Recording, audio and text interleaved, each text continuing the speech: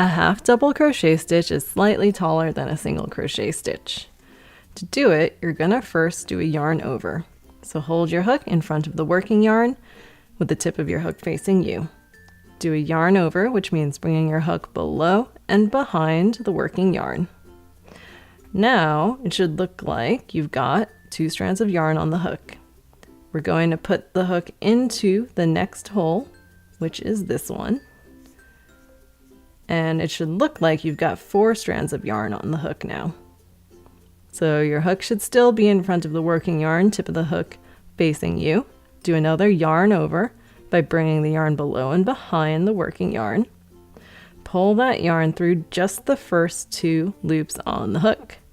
So now it should look like you have 3 strands of yarn, or 3 loops on your hook. Now do a yarn over again.